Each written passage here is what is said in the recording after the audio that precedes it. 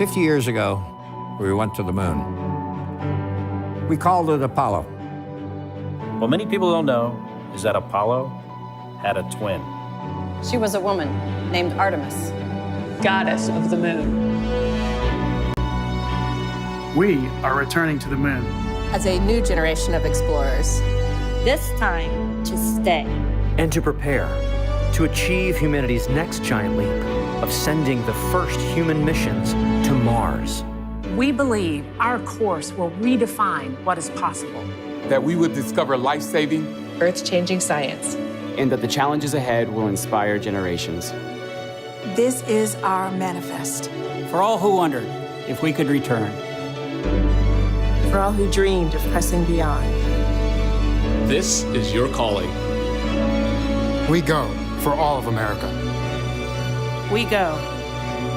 We go as the Artemis generation. We go.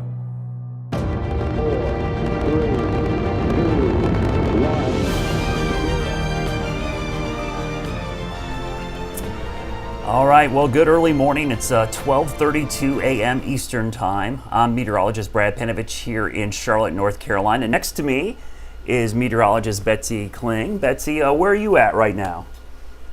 I'm in Cleveland, Ohio, Brad. How's the weather up Your there? old stomping grounds. It's not that great, actually. No, I was going to say. It's pretty cold. It was a miserable day down here. Not quite Cleveland cold, but it was pretty brutal. Yeah. We're going to co-host this stream, and you know, this was originally supposed to happen back in August and kept getting pushed back. Ian came in, all kinds of leaks. We had Hurricane Nicole. I'm thinking Dorian. I'm thinking back to Dorian, but Nicole delaying the Monday launch to tonight. And now we've had some issues tonight. I know you've been listening in on the NASA feed. What did you hear right before we came on? Because it sounds like there's going to be a delay, but we don't know the exact time, right? Yeah, so we're currently in a planned 30-minute hold at T-minus 10 minutes. So everything to this point is completely on track. There have been a few little glitches along the way. There was a slight leak, a small hydrogen leak on the mobile launcher side of the hydrogen replenish lines earlier. They sent in the red crew. This is incredible. There are 3 people who went inside the quote blast zone, and they went in and they tightened down some bolts that were holding this valve together, and they believe they got that all fixed. So that was really stunning to actually see and think about these people walking, and you could literally watch them walk onto the launch pad, and like the rocket engines are right next to them 20 feet away, and this is a fully fueled rocket at this point, and they're going in and just no hard hats. They're just basically going in, tightening the bolts, and then getting out. So that was kind of problem one. That was fixed within 20 minutes. They left the launch pad back, and apparently there was some applause as they walked into the room there in the firing room 1 at Kennedy Space Center. Now we are waiting on finding out what the possible delay could be from a problem with the range. So the range is basically the safety group that monitors anything leaving the ground from this area. And they're the ones that are in charge of the flight termination system. And so we've heard about the range quite a bit throughout this entire process. What ended up happening tonight is the range lost communication with one of their radars. So they obviously have equipment to track the rockets as they leave the ground, go out to space. They have multiple ways of doing that. One of the, from what I can garner, is one of the more important radars that they use. They call just an asset, but is apparently critical enough that they called over to Charlie Blackwell Thompson, the flight director at Kennedy Space Center for this mission, and told her we are right now red. So if we were in the window currently, that would be a no-go. But they were starting to work on a fix, and what they nailed it down to be was a switch, an Ethernet port switch that they needed to change out. So apparently that change has been made. The hardware change has been made. Now they have to go through configuration and checks to make sure that thing is working properly. And we'll kind of wait and see what the determination is on any delay possibilities from that. But as of right now, Brad, we are still at T-minus 10 and holding. Yeah, I don't know if you guys could bring up my computer real quickly, because I have a launch path here, and it actually shows the range. And as you were mentioned, Betsy, one of the radars is actually in Bermuda, because it actually tracks basically from the ground up into orbit. Space Force is actually responsible for this. So it's a pretty big range. It goes well off the east coast of Florida all the way out to Bermuda. So it's a pretty big area. And that one radar, basically, they can't track the rocket once it goes downrange. So I remember when the GOES launch was down there, we had a similar issue with a recreational boater getting east of Florida there out in the range, which wasn't supposed to be there. The Coast Guard chased them off. So these small things, I mean, this is actually a minor thing compared to the leak. So it'll be interesting to see how much of a delay it is. We should mention that the window's 2 hours. So it goes from 1:04 a.m. to 3:04. So we probably know we're not going to launch at 1:04 unless there's like a minor miracle, but we don't know yet how far into that window we're going to go. Well, and I think it's important to point out why these windows are what they are, right? Yeah. So you're thinking, why is this thing launching at 1:04 a.m. and why is it a 2-hour window? Well, interestingly enough, you can only imagine the number of calculations that have to go into play to put this rocket into perfect orbit, to get it into the perfect place, to hit an engine at the perfect time, to start it on its way to the moon and get in the perfect orbit around the moon and avoid all the debris that could be flying around. They call these cutouts in the actual launch window. There are little time frames that are cut out that they can't launch during a certain time frame in case they hit something like a satellite or some kind of debris. But beyond that, they are planning on when this rocket or when the space capsule, when the Orion space capsule will be splashing down. Yeah. They are timing all the way to the moment of splashdown. That's how precise this is. They have to have Orion coming back during daylight for splashdown. Yeah. So everything is calculated based off of that. As of right now, the latest that we've heard is a 26-day mission. It'll be one orbit around the moon.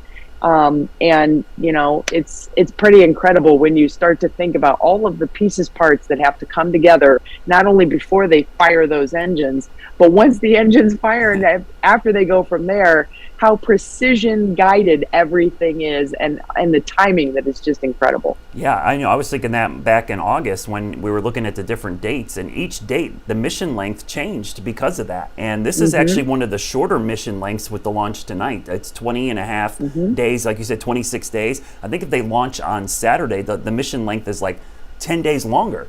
So it's like really interesting how, like you said, the calculations of not getting that orbital path, also avoiding all of the debris, and then the splashdown. So it's amazing. It's a lot of math that goes into this. So I had that question today from a lot of viewers, you know, because they didn't want to get up at 1 o'clock in the morning to watch this. Like, why does it have to be at 1 o'clock? Well, it's not really up to us, you know. It's up to science and calculations here on when they're going to launch. So it'll be interesting to see, you know, if this gets pushed back later in that window or not, you know, what effect that's going to have on the overall mission. Because I'm looking at the countdown clock, I don't see like any changes so far. It doesn't look like they're adding time to it right now.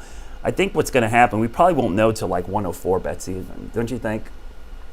I would think that they're going to make a determination before the end of this hold. So this 30-minute hold at T10 would then come up at about 12:54. So I would think we would hear maybe quarter till.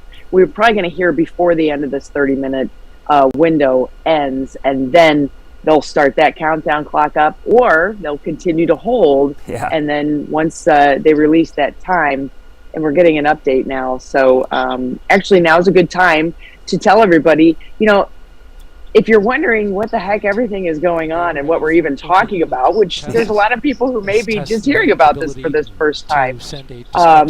Artemis is incredible. Oh, we have the update. Let's listen in. Off course and endanger the public. This is a mandatory test that needs to be completed. Again, the range finishing the work on the replacement of their Ethernet switch that was rendered their radar acquisition and sending of the flight termination signal to the SLS rocket repaired. And so now they need to run an open loop test to confirm that they have good signal going into the rocket in case they need to send a flight termination signal. For the upper stage of the rocket, we are, well, let's talk about the whole rocket. Core stage and upper stage. We have the core stage in stable replenish, both hydrogen and oxygen.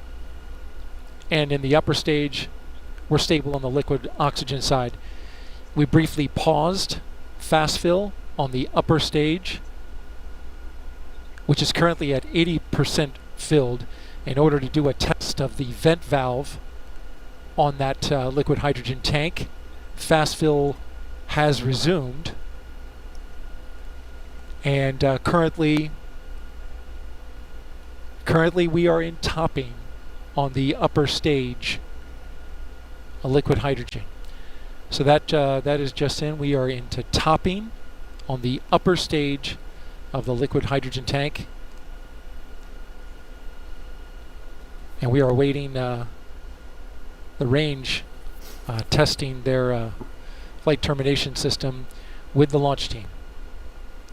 This is Artemis Launch Control. All right. So that was Daryl Nail, who is just the GOAT for all the media people. Yeah.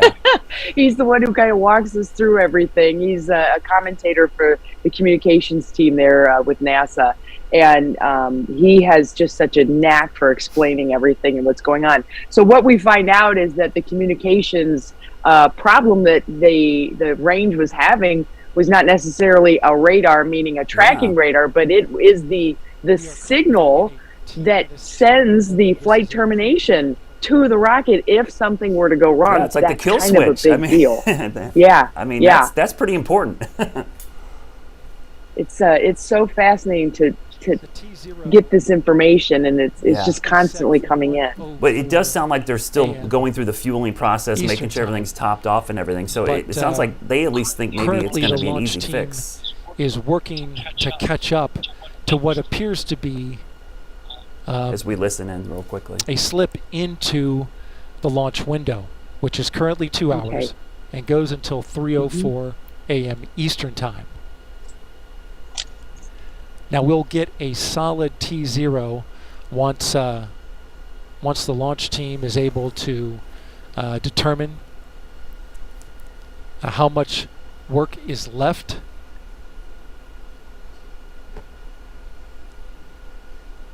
But again, it's based on the math and where we are, it looks like we are slipping into the window. But again, that's not official. We don't have a new T0 as of right now. This is Artemis Launch Control. Yeah, so basically, we're going to probably go into the window. We just don't know how far yet. That's basically what they're saying. Exactly. And then you have to get into the cutouts. Like when do these little cutouts hit? Some of them are just a few seconds along. There are a few, according to launch director Charlie Blackwell Thompson, there are a few of these cutouts that are a couple minutes long. Yeah. So we're really going to have to thread the needle, so to speak, on that one.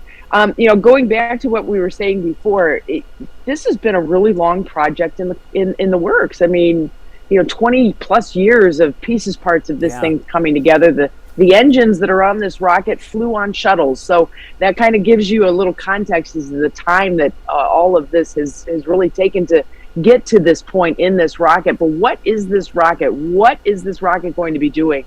And why do we have this unmanned launch? Well, this is just the beginning of a very, very impressive and incredible amount of work that is still to come from NASA. So I thought it would be pretty cool to start off with a little bit of Artemis 101. Artemis is the Greek goddess of the moon and twin sister to Apollo. And as the namesake for NASA's new deep space exploration program, it's a nod to where we're going and where we've been. That's one small step for man. And to all of us that gaze up at the moon, dreaming of the day humankind returns to the lunar surface, folks, we're here. We are going back. And that journey, our journey, begins with Artemis 1. Artemis 1, the first flight bringing together the most powerful rocket in the world with a new human space capsule and all the upgraded infrastructure back here on Earth to make it a success. NASA built this mission on a solid foundation of know-how, creating more power, more technology, and more capability to propel us farther from Earth than ever before. There are 4 objectives with this uncrewed first flight.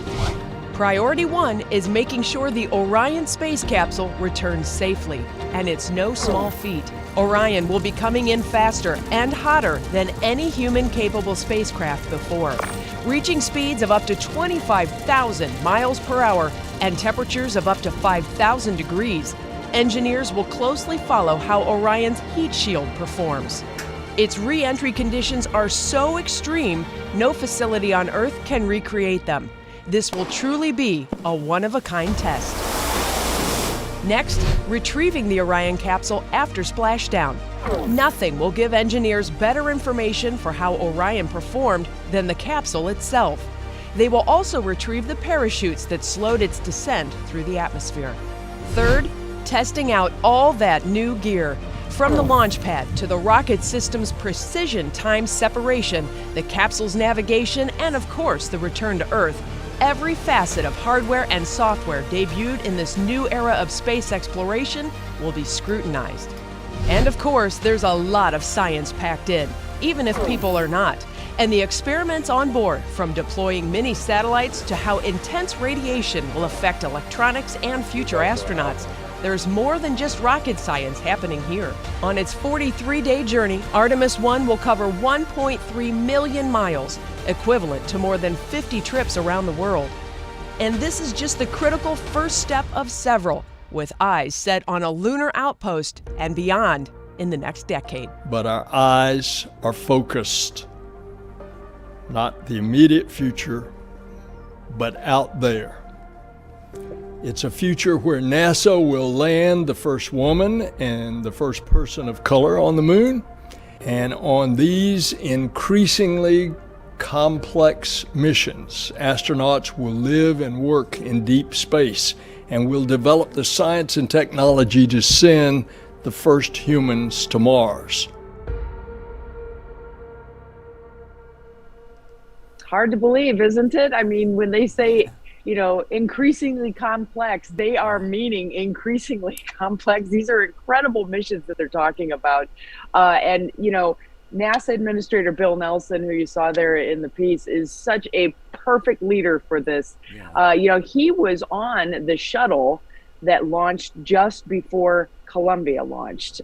He was on that crew. They scrubbed 4 times on the launch pad while they were strapped into their seats. So you can imagine all the time and the pomp and circumstance to get out to the launch pad, get in the seats, get strapped in all the suits and everything, and get tied in, and then they just sit and wait. And 4 times they didn't get to launch. And then finally they did launch, and it was, you know, a successful mission. The one right after that, that's when the big problems really started.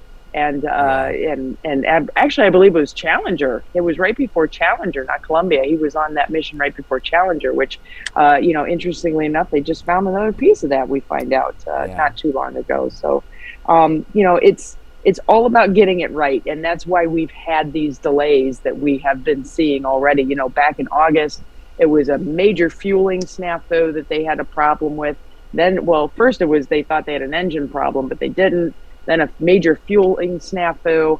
And so, you know, here we are today. The fueling has gone phenomenally well today, even with the little leak that was not on the rocket side. It was on the mobile launcher side of the bottom of the rocket. And as we just heard Daryl say not too long ago, we're topping off and we're full, and now we wait, right? Yeah, I mean, I think, you know, as the public at large, we've kind of been spoiled by how technology works, that they just want everything to work the first time. But I think you brought up a good point, Betsy, that these delays and these kind of, you know, safety precautions is actually the way it's supposed to work. NASA is testing these things. They don't want this to be something that is destroyed. There's a lot of science on there. There's a lot of money on this rocket. So they want this to go off, even though there's no humans on this, to go off flawlessly. So these delays and these reschedules are actually part of the safety procedures that NASA wants to go through. They want to get it right. I remember tonight I was posting about, you know, another delay, and someone joked, 50 years ago we did this with people on it. It's like, yeah, but remember Apollo 1, 3 people died. All right, Apollo 13 never made it to the moon and almost lost Apollo 13. So it wasn't like it was that easy back then, and things are much more complex now. And I think we've learned a lot of lessons over the last 50 years about how to get these rockets into space. And let's not forget, this is the most powerful rocket on the planet. If something goes wrong, it is not going to go a little wrong. It's going to be spectacularly wrong. So you want to make sure you get it right.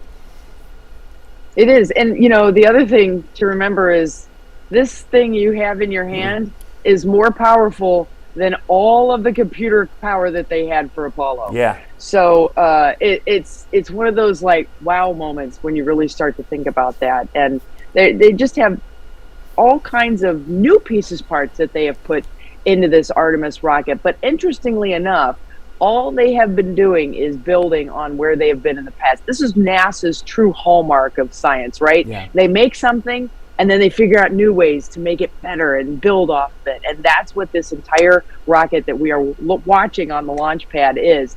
It has been a long road to get to this point of a technological build and development that we are certainly going to be keeping an eye on. I don't know why that light just changed that way. That'll be interesting to find out. But, getting to that rocket and getting that rocket to that launch pad, it has been a long road. And so let's take a little bit of a journey back and take a look at the road to this launch pad. You may notice that some of the components of this Artemis 1 rocket look familiar. The core stage and solid rocket boosters look like those of the space shuttles, and the Orion capsule sure does look like the Apollo capsules that took astronauts to the moon in the 60s and 70s. NASA has taken tried and true designs, upsized them, and outfitted them with the modern technology to make this Artemis mission a reality. But it's a delicate balance between progress and protection. We're building a little bit at a time. And when humans are involved, innovation happens at a pace that still keeps them safe. So that's a tough balance. After each one of these missions, we have to innovate. We have to learn. That's why we do a test flight. That's why we do an uncrewed test flight before we put crew on there. All right, so, just to kind of put it into perspective, you have engines that flew on shuttles, multiple missions on shuttles that have all been retooled. If you'll remember, Shuttle had 3 of those RS-25 engines. Artemis has 4. Solid rocket boosters, boy, doesn't that look reminiscent of the old shuttle days? I mean, there's a lot of pieces parts from, the various missions that have been before that have come into this rocket, including the Orion capsule itself. They went back to an Apollo era design style, and then they've outfitted it with all kinds of new stuff. I mean, Alexa is on board, and they've got all kinds of stuff that they've set up with the mannequins or moonikins, as they are calling them. So it really is amazing to see all of these pieces parts that have come together. Yeah, and I think what's interesting today, just looking at some of the manufacturers and the different private industry that's involved in this project as well, from Boeing, obviously, Northrop Grumman. You've got a lot of private industry that is involved with this compared to the past when it was all NASA doing everything. And one of the things I thought was interesting was, from an inflation-adjusted standpoint, even though this is billions of dollars over budget, Betsy, it's still cheaper than the Apollo mission so far. And what I thought was interesting, CNBC did a study that, unlike Apollo, and Apollo did spawn a lot of industry and a lot of capitalism afterwards, that they estimate that this whole mission and then the mission to the moon is going to end up being $1 trillion, recouping of money because of the jobs and the technology that they will advance from this. So I think when people see these big numbers, they think, well, we're wasting this money. Well, no, in the long term, this is actually going to all be recouped. We're going to all make money.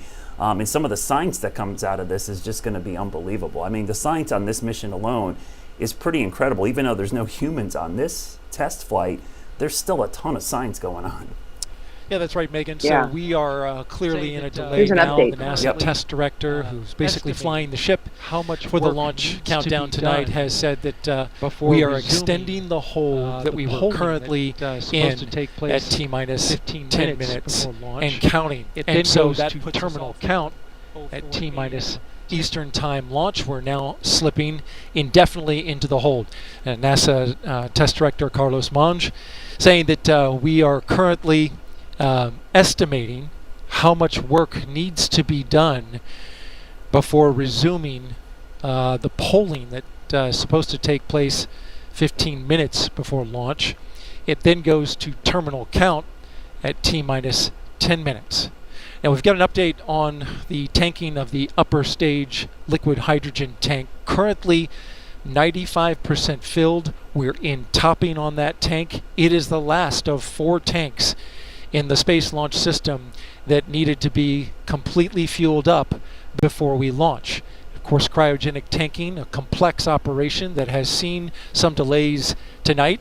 We had a roughly hour delay after a replenish valve on the core stage liquid hydrogen side required hands-on work by a Red Crew team that went out to the launch pad and tightened down some bolts on the valve fixed before leaving the launch, and then launching, verifying that work was complete. Now currently we're awaiting some work with the range. The 45th Space Wing, which oversees the range here, and makes sure that the airspace and the ocean out over the flight path is clear, and also has the responsibility to destruct the rocket should it go off track. They have been working on some issues with their equipment and sending a flight termination signal to the rocket. There is testing that must happen with the flight termination system that was delayed by a bad Ethernet switch. The switch has been changed out, and now the range is looking to start testing their connectivity to the rocket in order to preserve that safety function that they are responsible for. So again, we are slipping now indefinitely into the launch window. We're awaiting the launch team to evaluate just how much time is required to complete the work to get this rocket ready to launch. And of course, when we have a new T0 for you, we'll report that out right away. Megan, back to you. Well, indefinite doesn't sound promising. Well, no, actually, it's because they don't want to put any, estimates out there. So, this is all to do with that flight termination system, which we got really lucky. This is where Ian kind of gave NASA a bit of a bailout, because NASA's flight termination system batteries were coming to their end. Yeah. And it requires a rollback to the VAB to replace those, to recharge everything. And it's not exactly a very simple process. So we had the delay, and the scrubs that kind of had stacked things up, and we pressed the limit on those flight termination batteries. Then you throw a hurricane into it, and they were like, all right, well, you know what, we're just going to roll it back. And it gave them an opportunity to do a whole bunch of things. Number one, they got to replace those valves that they were having problems with and test those. They got to change out or redo, charge up those flight termination batteries. They also got to recharge some of the CubeSats, the payloads that are inside that rocket. So there's basically, I think it's 12 or 14 shoebox-sized satellites with a whole bunch of different experiments or demonstrations that are kind of tucked into a collar that attaches the upper stage of the rocket to the core stage. And once everything starts to separate, then, you know, those little shoebox-sized CubeSats get shot off into space to go live their merry life and do their thing. And some of those have obviously had some issues because of this long wait, and they were able to get some of those recharged too. So it worked out fairly well. The real big problem that they're facing now is not just this flight termination system. Now they can't, you know, we've got the batteries replaced. Now there's this faulty switch and whatnot. So that's all going to get worked out. We're also up against the end of the quote, let's just say called the expiration date for the solid rocket boosters. Yeah. That's coming up in December. And it's like mid-December, I think it is, 12th or 15th, I think. And it's basically, you know, those solid rocket boosters in their configuration that they're in right now, they're stacked with that fuel. And at, you know, the end date, that expiration date, they're supposed to be taken apart or at least switched out and redone. So there's a lot that's obviously riding on this thing, not just the testing and the future of the entire Artemis program, but there's so much technology that's packed in here. Let me go back to those CubeSats for just a moment.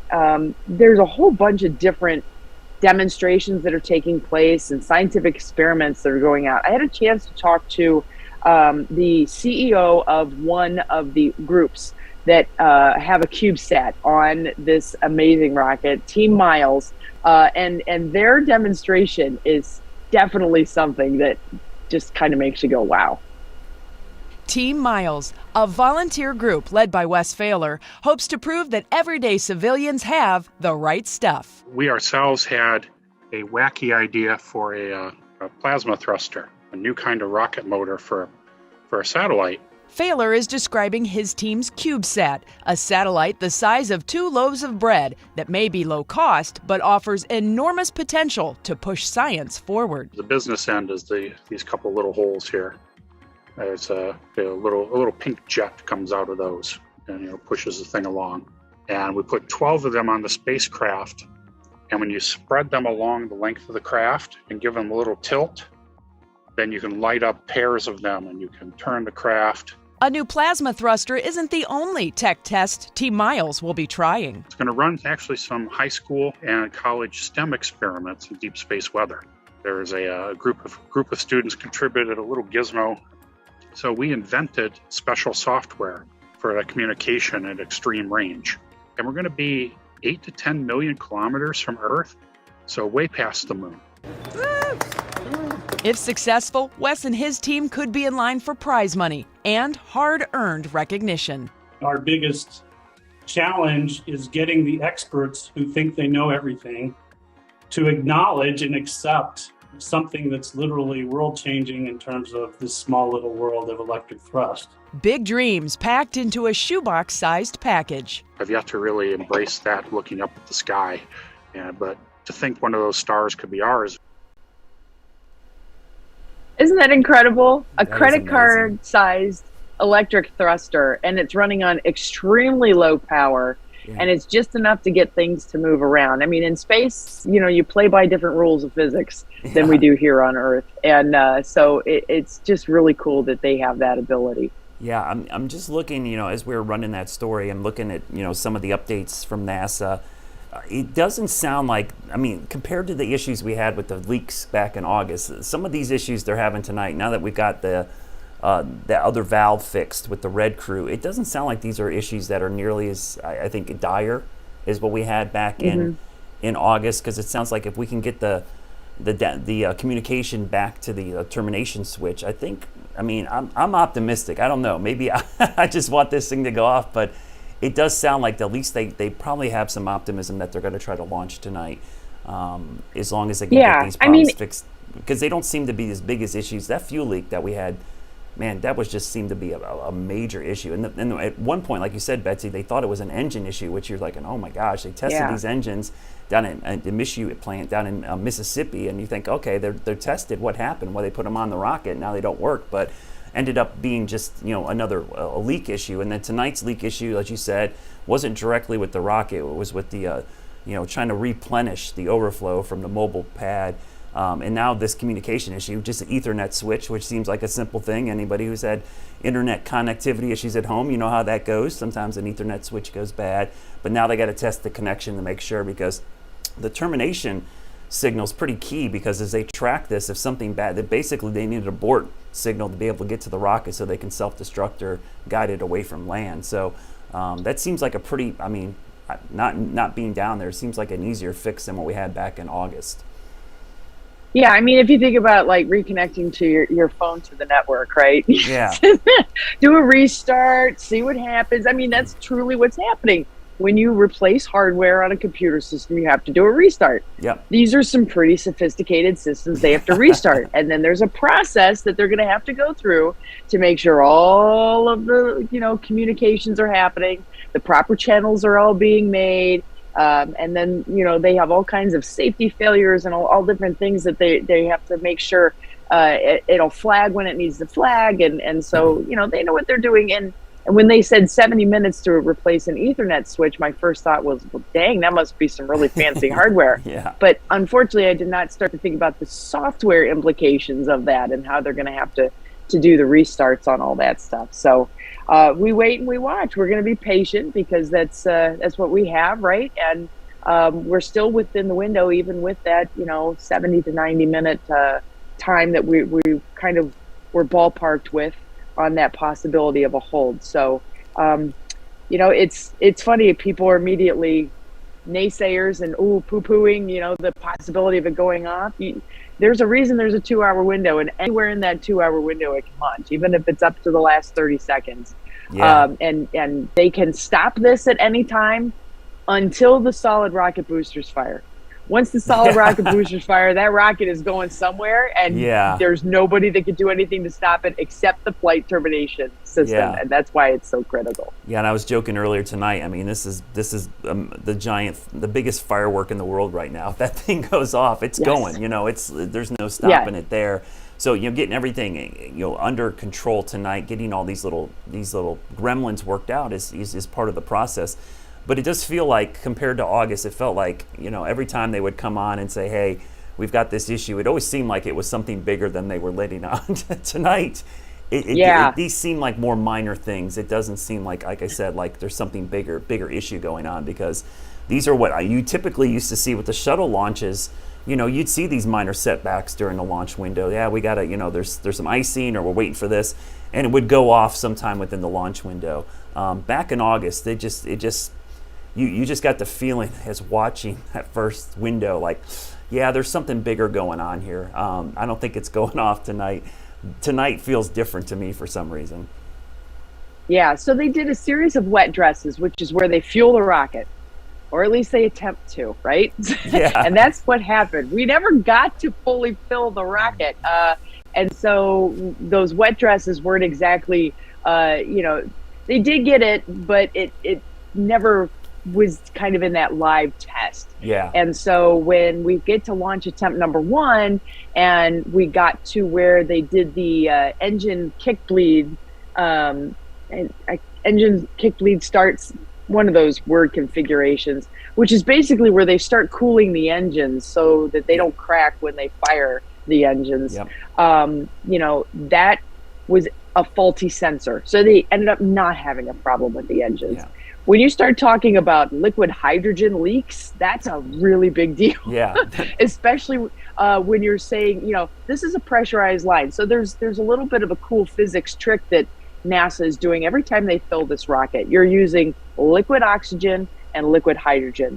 Hydrogen is the smallest molecule. It's the lightest, and it can get through the tiniest of fissures and cracks. Yeah. So they have to be very cognizant of good seals and just make sure everything is perfect on that. Well, obviously, if we have a big leak, it's not perfect. So we knew we had an issue with that. Liquid hydrogen is pumped into this rocket, and the liquid oxygen is also pumped in. Liquid oxygen is thicker, and it takes longer to load. Even though there's less of it in the rocket, it takes a longer load time. So they're trying to kind of keep that rocket in balance as they're doing this loading simultaneously. So that's why it kind of takes so long. When we had the problems with the pressurization of the liquid hydrogen fuel line on the second go, which is when they basically blew the seal, and they had to go out and replace gaskets and whatnot, which they were able to do at the pad. Then they were able to do a full tanking after that. So that was when they really got to do that big wet dress, got everything fueled up. They found out everything worked. The problem was that, they initially, like I said, they blew that gasket, and the rocket was partially filled with hydrogen. Well, the same line that fills the rocket is the line that is used to drain the rocket. So then they had, hydrogen sitting in the rocket, they couldn't get it out. And there were just all kinds of little issues. They had to wait for all that to boil off, and then they could finally get started again. So it's really a tedious process, and there's all these holds and checks and balances and all these various things that they have to make sure all of the T's are crossed and all of the I's are dotted, and they will not light those engines until that is what it is. We're getting an update now. Was studying. Oh, this is a good sign. That's the possible liberation, as they say, of some RTV, room temperature vulcanization, essentially caulk that is around the Orion, between Orion and panels that come off to reveal the solar panels for the Orion and European service module.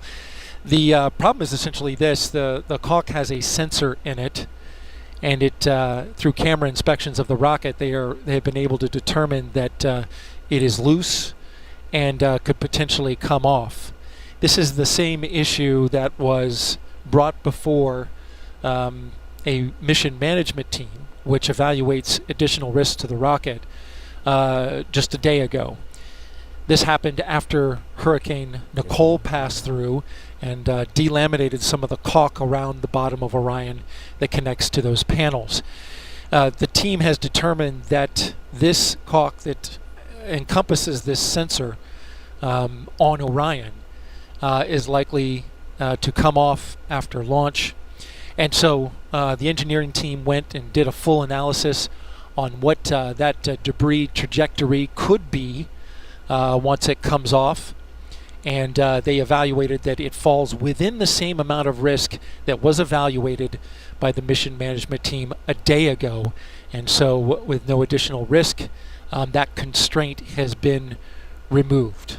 The engineers going on further to say that the RTV, as was discussed a day ago, is a loose and pliable material that is unlikely to cause a higher risk due to damage. They say it's likely to hit the LVSA, which is the adapter, the cone-shaped adapter that meets Orion and comes down, and the ICPS, and then comes down to the core stage. It is a rigid structure that would be able to withstand the impact of that RTV. So that constraint was just removed after discussion between engineers and the NASA test director, launch director, and mission management chair Mike Serafin. And so now we continue on. We are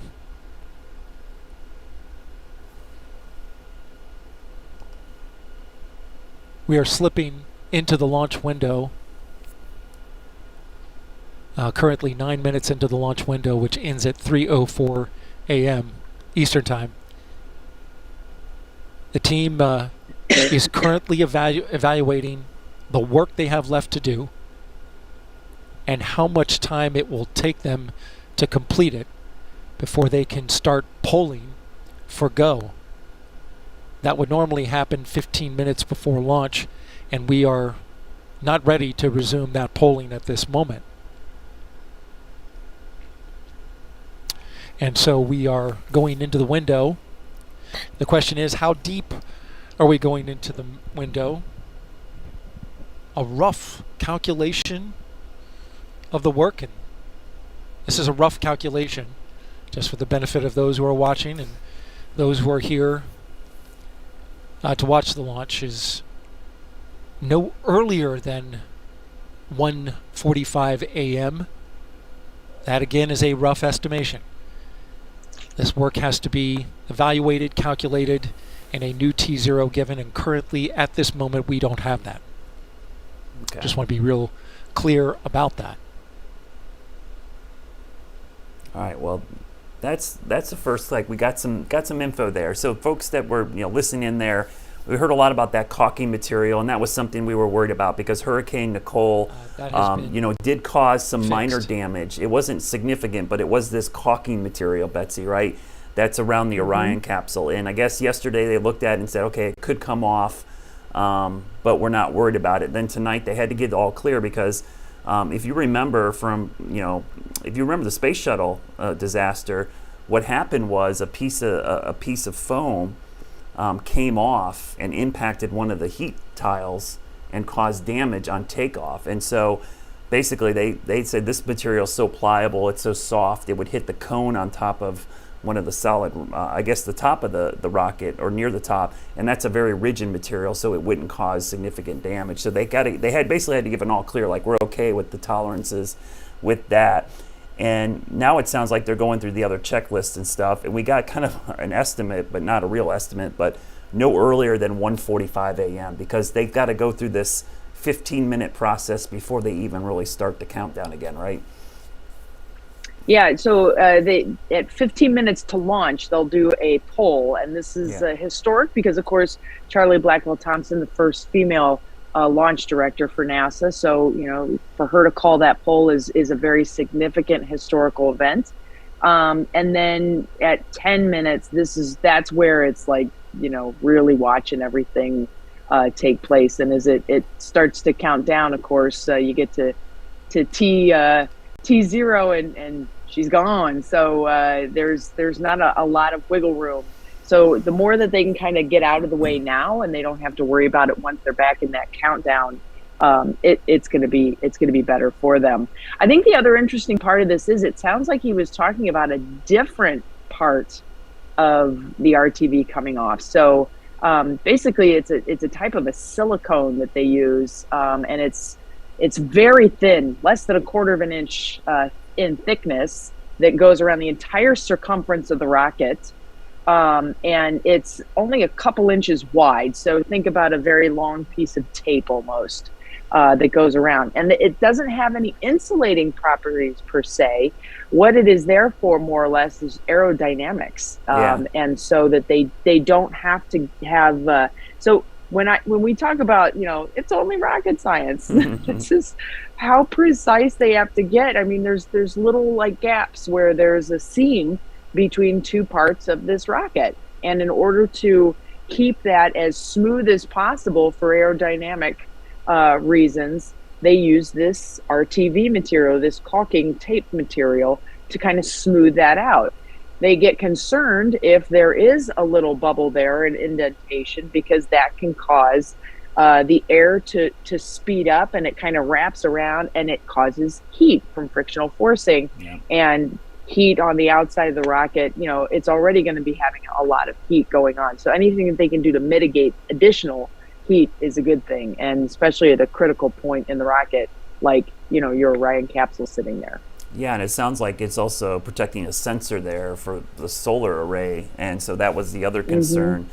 You're right, Betsy. You think about the little things that go on, because if you change any of the aerodynamics or the drag on this rocket, it can throw off the trajectory. It could cause the power to be disrupted. So, I mean, because like you said, this has been calculated. This is the amount of thrust and fuel we need. If you start slowing it down or putting forces on one side of the rocket versus the other, it can veer off course. So it might seem like a small thing, but when you're talking about how fast this thing's going, that's a big deal. Now, it sounds like they're okay, with that right now, and they're just running through these other checklists behind the scenes. And so it does sound like they're running through this testing to make sure everything's good to go.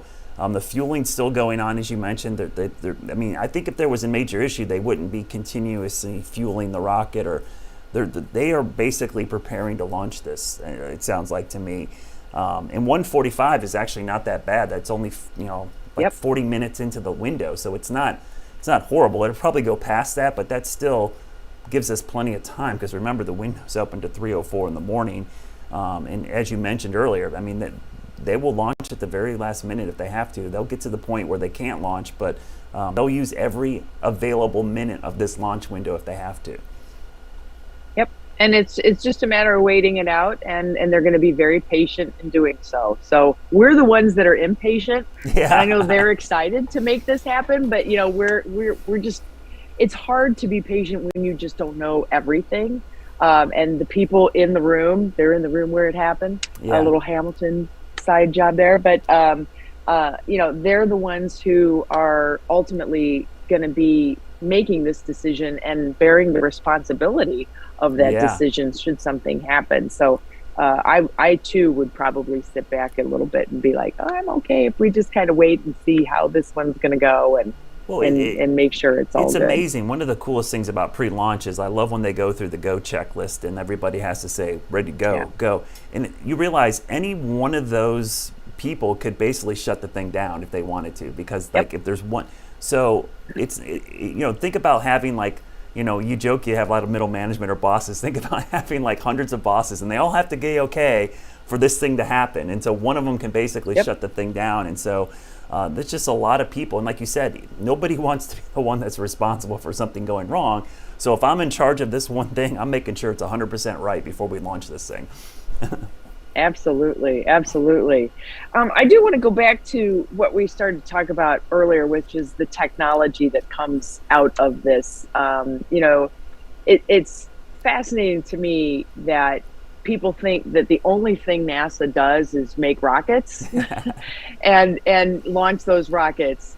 There's so much R&D, research and development, and innovation and invention that goes into every single part of these rockets. And so it's a whole section of NASA called spin-offs. They actually track exactly how all of their innovation and all of their invention gets sold to small businesses and the greater public, and how it is being used. So take a look here. This is an interesting little bit of information for everybody about just a few of the more notable spin-offs that you may recognize.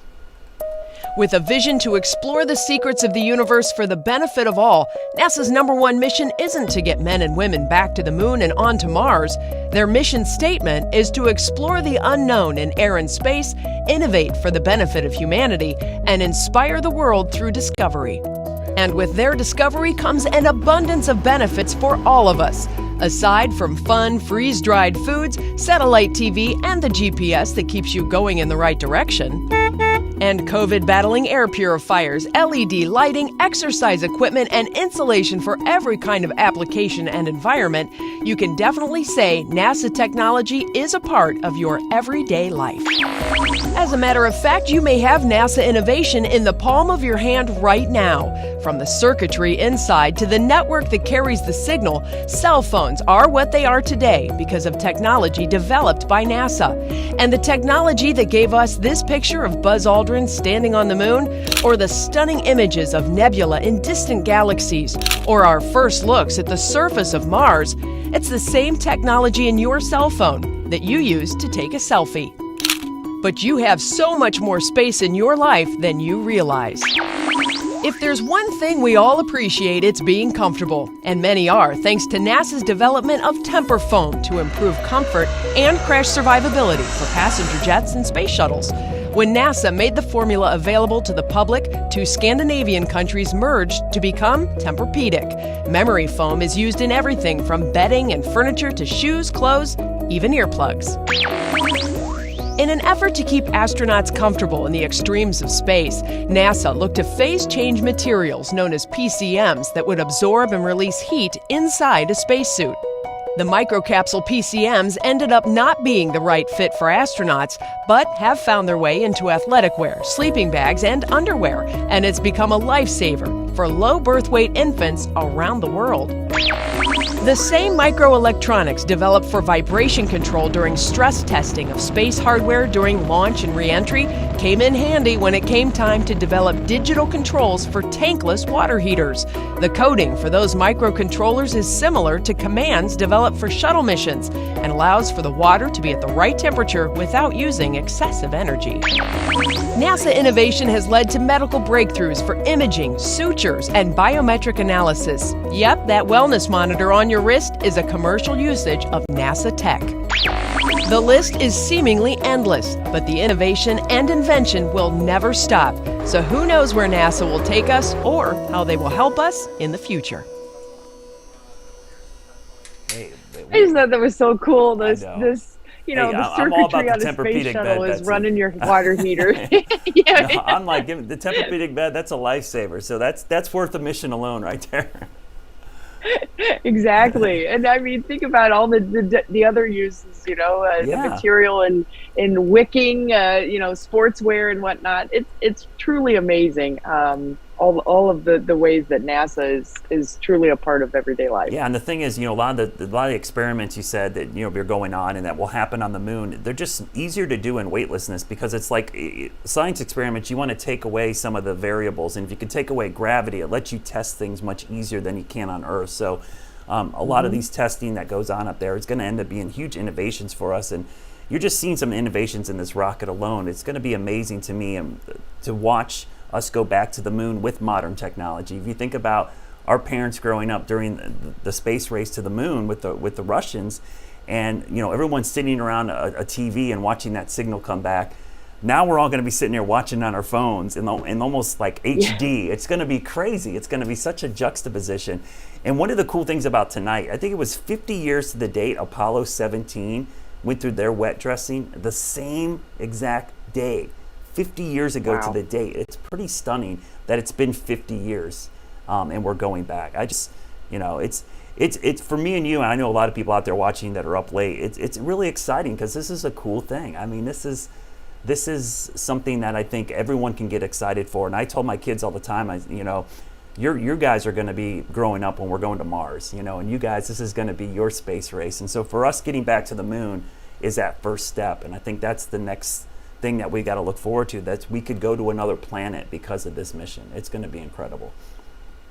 Well, and here's the thing, you know, you just don't know how this rocket leaving Earth will impact kids and what they're going to be doing in the future. And you know, it's so easy to focus on the rocket and lose focus on the people who are such a part of this. They're really the heart and soul that's building this mission and making it all happen. And one of the people that is really critical to this whole thing is actually from here in Cleveland. His name is Jim Free. We saw him in one of the stories just a few minutes ago. He's the Associate Administrator for Exploration Systems Development. Let me say it again. Associate Administrator for Exploration Systems Development. Basically, he is the one that is overseeing all of the development of all of the pieces parts for this entire mission and for all space exploration. So it's truly like he's like a number 2 in NASA. Wow. And so it's so amazing to get to know these people, because they truly are human beings, and they all have a story as to why they're doing what they're doing. I had a chance to sit down with Jim Free for an exclusive one-on-one interview. I'm going to share that with you now.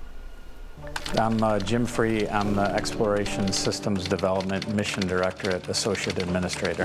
This is a long title. Long but fitting, considering Jim Free oversees systems development for every facet of the Artemis program. It's a big job, and one he has worked toward for a very long time. We lived on the flight path to Cleveland Hopkins, and I could watch planes land every day and read about the shuttle. Born and raised in Cam's Corners on Cleveland's west side, Free's passion for space and flight stayed with him through 4 years at St. Ignatius High School and on to Ohio's Miami University.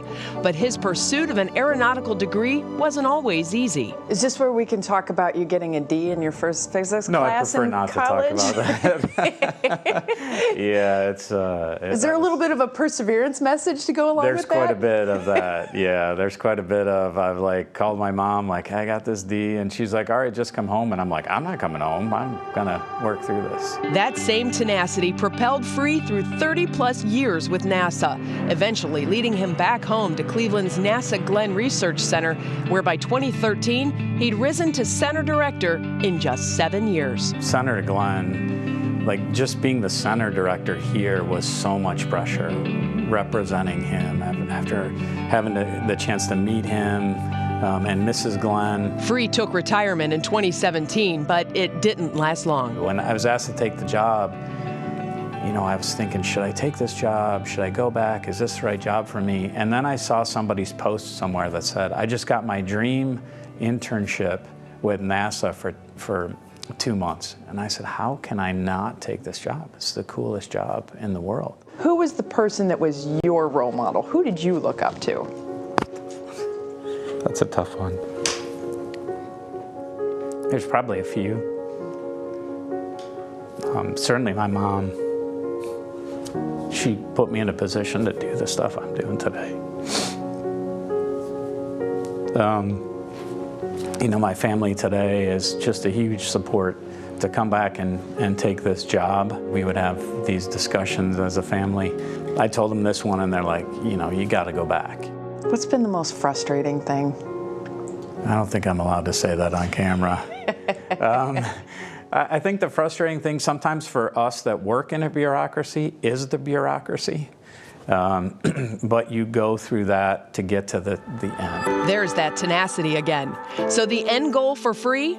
Seeing Artemis do what he knows it can. What are you most excited about? Like, what's the moment that you are Splashdown. looking forward to?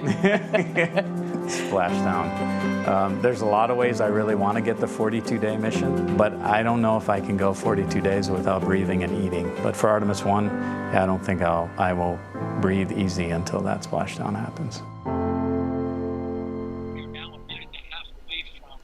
So cool to get to talk to him. We have a huge update coming out of Firing Room 1 right now. We have a new T0 sometime possibly between 1:45 and 2 minutes. The polling is expected to start up here very soon, so we'll definitely want to listen in on that. Picture of our T0.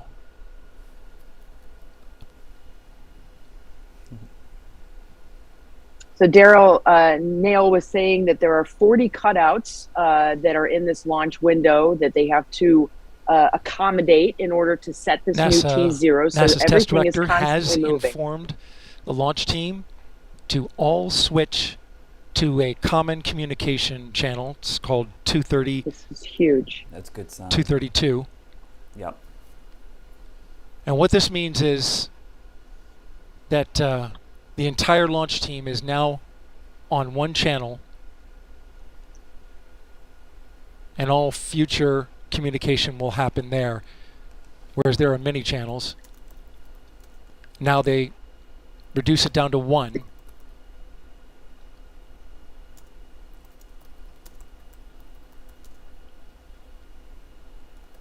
Just heard from NASA Test Director Carlos Monge. I'm sorry, Jeff Spaulding. Jeff Spaulding's on. They swapped out.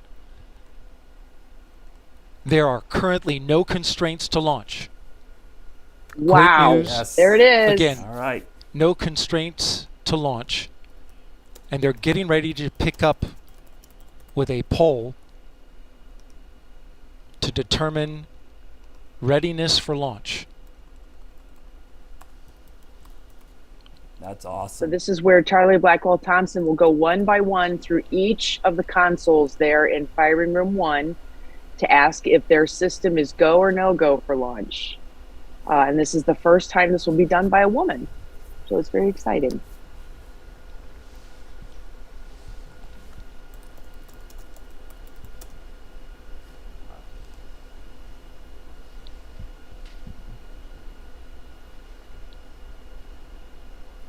I mean, that's the best news we've had in a while. I mean, it sounds... Yeah. That sounds great. It's definitely good. And, you know, it'll take a couple minutes for her to go through each of these steps. You know, this is kind of the old school. You saw this in, you know, the Apollo 13 movie and everything, go, no go, and the setup for everything. Okay. It is truly Test historic. Director Jeff Spaulding getting ready to conduct the readiness poll, so we are getting close. Yes. We're going to pull up the audio now so that you can listen Firing in. Room 1 is about 4 miles from the launch pad, just so people have a little context. Rockets go. All right. All right, copy all. And Launch Director NTD, our launch team is ready to proceed at this time. I copy all NTD. At this time, I will proceed with my poll. All right, let's do it. Go girl. And attention on Daphne, South 232, Carolina, this so is the she's launch one of ours. director performing the final poll for launch. Verify no constraints and go for launch. EGS Program Chief Engineer.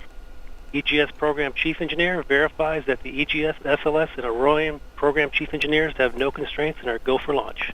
Yes. Copy, Greg. Thank you. EGS Chief Safety Officer. The EGS CSO verifies the SLS Orion and EGS CSOs have no constraints and are go for launch. Copy, John. Thank you. Range weather. Weather has no constraints and weather is go for launch. Yes. Copy, LWO. And mission manager.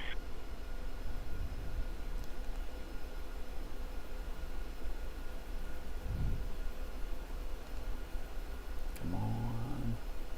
And mission manager, launch director. Launch director, mission manager on 232. The mission management team has been pulled. You have a go to proceed with terminal count and launch of Artemis 1. That's Mike Serafin. I copy all. Thank you. And NTD, launch director. Go ahead, launch director. Yes, sir. On behalf of all the men and women across our great nation who have worked to bring this hardware together to make this day possible, and for the Artemis generation, this is for you. At this time, I give you a go to resume count and launch Artemis 1. Yes. Copy, launch director, and thank you. All right, we do have a couple of steps to configure, and then we will be ready to resume the clock. CVSE, NTD. CVSC here. Initiate recording of Orion cameras at this time. In work.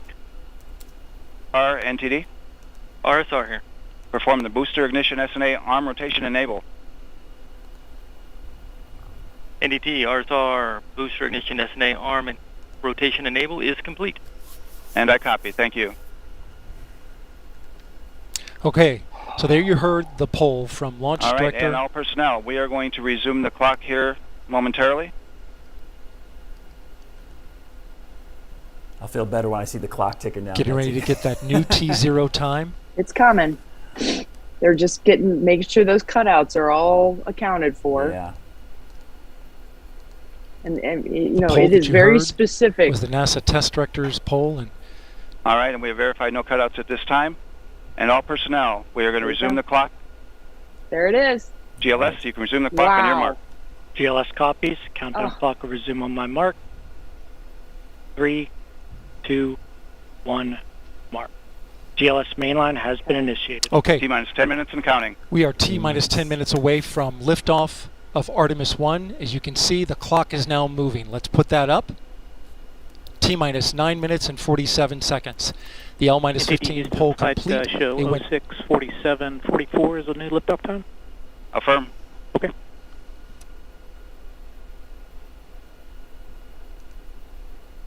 You can see So what you're looking at there 1:47:44, 1:47 media. a.m. Eastern time and 44 seconds. You see all the people scrambling out there to get to their spaces now for to see this. So yeah, so I was down there in August for the first two launch attempts, and it's pandemonium. It's like Hunger Games out there for your spot. So once you get your spot, you put stuff there, whether it's a tripod or a chair or whatever.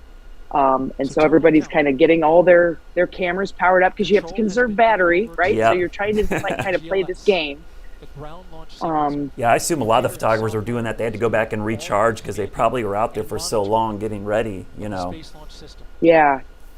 Everybody sits and waits in their cars because there's only the international media is supposed to be in the media center because obviously they're from out of town. Yeah. And I didn't hear they have to be bussed. Did you hear what the crowds are like down there? The public crowds. I wonder if it's not nearly as much. So they were doing some video of the Indian River viewing area, which is bleachers there out at Kennedy Space Center, and you could see open spots. I was stunned. I have somebody who tweeted me from Cleveland that said, "I'm in Orlando." Thinking about driving east to 50 miles, you know, blah, blah, blah. I'm like, dude, if you do not go, you will regret it. And he's like, you know, there's a lot of people waiting here. I'm like, traffic's not going to be a beautiful thing going back, but at least you're going to get to see this thing and you'll feel it. I mean, 8 minutes. So let me just put this into context for people. When I was down there the first time, a SpaceX rocket launched with 2 satellites in it. And it was 12 miles from the hotel that I was in. It went up, I saw it, it was amazing, and about a minute later I heard it and then I felt it. That was a little bit freaky. Wow. That SpaceX rocket was 1.1 million pounds of thrust. This is 8.8. Yeah, that's good. So a lot of people are going to 12 wake up miles here. away. Yeah. Yeah. Boy, that sonic boom's going to be pretty impressive too. Yeah, and you know, they had a sonic boom earlier over the weekend with the nobody knows exactly where it came from. May have been a Space Force test plane coming back. That was a little craft that was up there for 938 days, and it's a secret mission. Yes. Nobody really knows. Yes, nobody knows, but it magically came back down and fired off a huge sonic boom that shook Orlando. Yeah. So that was very interesting. Okay, let's see what Daryl's saying here. Ignition and thunderous sound, it could damage the rocket. So the ignition overpressure and sound suppression system will flood the mobile launcher with water. You'll see that sequence start at 400,000 gallons 17 in 20 seconds. It's incredible. Now coming up in so you less can than hear 30 Daryl's seconds, voice getting a ground little more launch sequencer excited. will start bringing the high energy systems online, starting with picking up core his stage pace. pressurization. You see a lot of venting going on here because they're going to keep pumping in fuel, so it's going to be spraying. All the excess is going to be venting off here. Yeah, it's boiling because Yeah. it's so cold that liquid oxygen and liquid hydrogen sits in there and just boils. And they're constantly in that replenish mode, so they have to keep that perfect balance right at 100%. Yes, this is The core good. stage tank is now pressurizing to flight levels. That's good. That's a great sign. They were able to do replenish this valve to before the liquid the hydrogen rollback, tank now closing. for Ian. The liquid oxygen tank will come a little later. Now we're arming the Orion Ascent pyros and transfer to internal power. All right, that's big. Internal power now. The launch abort system, or LAS jettison motor, is now armed. On this flight, the abort motor is inactive because there is no crew on board. Up next is the flight termination system, or FTS, which gives the Space Force the ability to destruct the rocket if it goes in the wrong direction.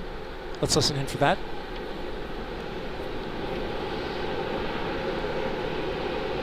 GLS is go for FTS arm. The flight termination system is now armed. Coming up at 4 minutes and 40 seconds, a big moment. This is where the RS-25 engines and their bleed go to high flow. It's been a little tricky to dial in. GLS is go for LH2 high flow bleed check.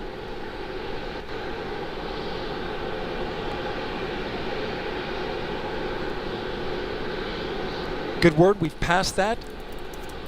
The cryo team got the LH2 engine bleed pressure loop dialed in. They are now at the right temperature for launch. Countdown continues. All right. T-minus All 4 right. minutes, 15 seconds. This is good. Up next, GLS fires up the KPUs. Those are high-speed turbines which provide pressure to hydraulic pumps that steer the RS-25s. Stands for Core Stage Auxiliary Power Unit Start. GLS is go for core stage APU start. That now leads to the thrust vector control test at T-minus 2 minutes and 30 seconds. That can proceed now, and we will see the engines gimbal at the bottom of the core stage. Yeah, it's really cool. They all four move independently or together.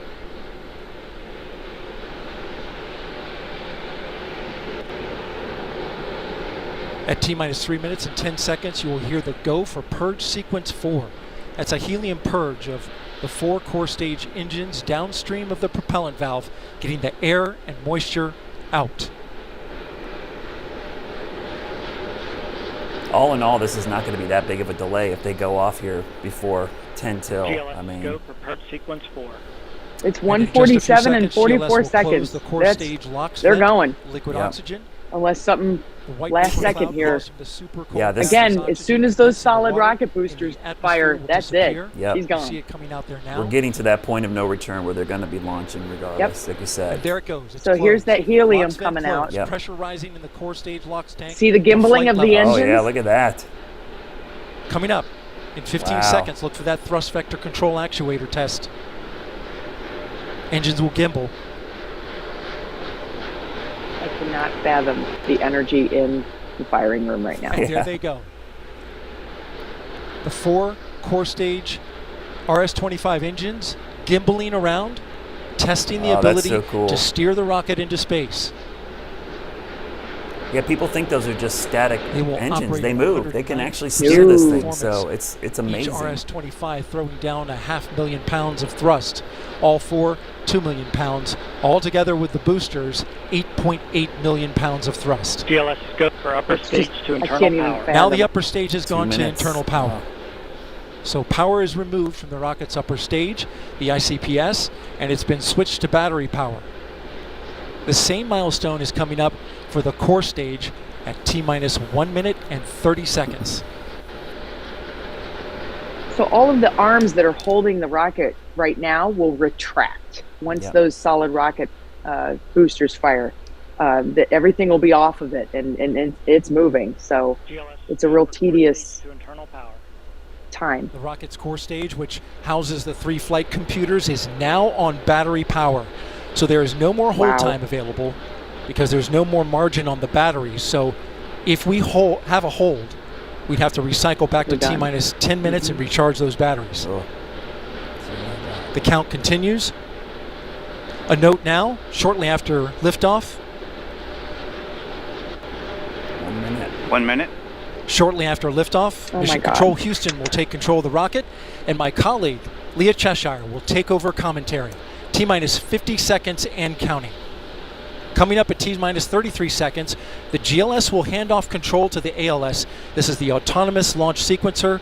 On board the rocket, it will take over command and control of the rocket. But the ALS will check, make sure there's no holds coming from the ground up until T-minus 2 seconds. GLS go for ALS. And we are go for ALS. The Space Launch System is now counting down to liftoff of Orion on its maiden voyage to the moon. Launch team can no longer recycle the count. Sound suppressor water now flowing under the ML. And here we go. Again, 10. hydrogen sparks to burn off. 7. 400,000 gallons of water. Oh my God, guys. 3, 2, 1. Boosters in ignition. And liftoff of Artemis 1. We rise together back to the moon and beyond.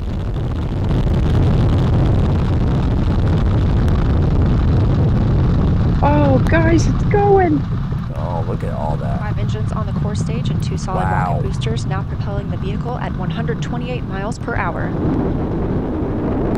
Oh, that's amazing. Carrying good control. Looks so much like a shuttle launch because of those solid rocket boosters. 30 seconds into the flight of Artemis 1. First milestone will be for the vehicle Same engines too. I mean, just so reminiscent of launch. This is the greatest period of now those solid rocket boosters are burning 6 tons of propellant per second. SLS now traveling 607 miles per hour.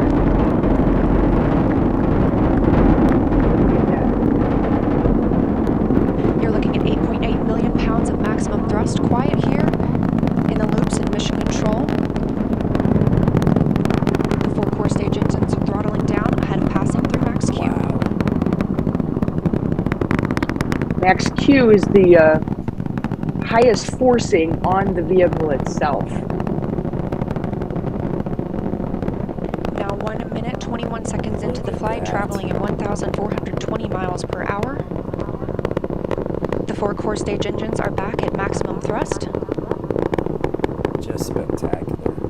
The next major milestone will be for the solid rocket boosters to cut off and jettison at about 2 minutes and 11 seconds into the flight, so about 30 seconds from now. Again, quiet here in Mission Control Houston as teams continue monitoring the flight of Artemis 1. We're now 16 miles downrange from the launch pad at Kennedy Space Center, traveling over 2,800 miles per hour. That's incredible. Standing by for solid rocket booster jettison and shortly thereafter.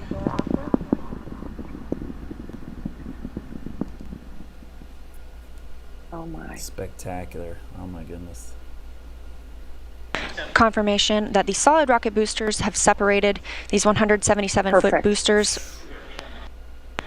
Now the core stage continues to power the flight of Orion. All 4 RS-25 engines firing, traveling over 3,400 miles per hour, 46 miles downrange. Wow. 2 minutes and 36 seconds into the flight. Hearing nominal calls here in Mission Control Houston. We've still got 4 good engines on the core stage. Next up, we'll be looking for the service module fairing to separate. This is 3 15 by 15 foot fairing panels, providing structural support, protecting the service module. Those will separate at about 3 minutes and 11 seconds into flight, and very shortly thereafter will be followed by the launch abort system separation. The launch abort system is just over 3 minutes very into the flight of Artemis narrow cone at the top. 60 miles per hour, 83 miles downrange. We just had confirmation that the service module fairing has separated. Wow. There, look at the camera. Wow. Yeah. And that the launch abort system pyros have fired, separating those from Orion as well. For future crew members,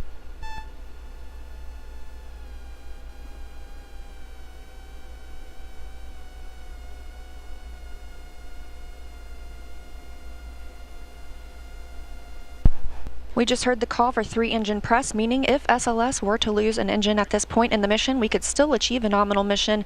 We would just have an extended main engine cutoff time. However, we still have 4 good engines, all at maximum thrust right now, powering the first flight of Artemis at 5,200 miles per hour, 148 miles downrange. Absolutely incredible. Well, for everybody who was doubting that it was going to happen, there you go. No doubt. You know. We're 4 minutes and Not 16 only did it seconds into happen, the flight of Artemis 1. It's a beauty. Yeah. So far, we've had a clean ascent. Just we saw those amazing solid to rocket watch boosters that. I mean, jettison that's about 2 minutes and 11 seconds. You see some of the after Falcon liftoff. 9 Shortly SpaceX after, launches. we had the Those service look module puny compared to panels, what just fairing went off. I mean, separate. that was massive. Exactly. The launch abort system 1.1 was million inert pounds for of this thrust Oh. versus this. This is except to 8.8. perform I mean, this you know, separation. just stunning. I mean, I wish it Those was during 4 the core day so stage we could have engines will seen the continue to plume, but fire and at night power it was the just flight as of Artemis spectacular. 1, now traveling over 6,800 miles per hour, 229 miles downrange. Booster flight controller reports that the engines are looking good. That's so cool. Man. I guarantee you there's a whole lot of people that are breathing Our core easy, stage main engine but cutoff time is about 8 minutes remember, and 3 seconds. this is We are still now not 5 the minutes and number one 11 priority seconds of this into entire flight, mission. The number one 7,656 priority is the miles heat per shield. hour. Yeah.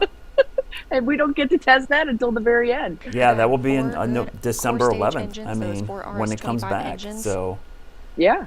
yeah, that's the thing that makes this, you know, The last most time of these those core stage launches, you're engines like, oh, flew, it's they in were orbit, deep the space satellite's shuttle deployed. orbit. This Now is with just the upgraded beginning. This is going to be capabilities, they're such a launching the long future mission. of There's so human many things spaceflight. that could go wrong between now and the end of the mission. So that's what I think is cool about this this mission is every day, I think, as a school kid, you could get up and like, what happened today? You know, what process is going on with the mission now? So there'll be something new and cool that happens every single day throughout the next 26 days.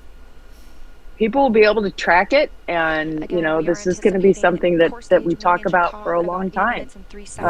You know, for some people, this will be the "do you remember where you were" moment. Yeah.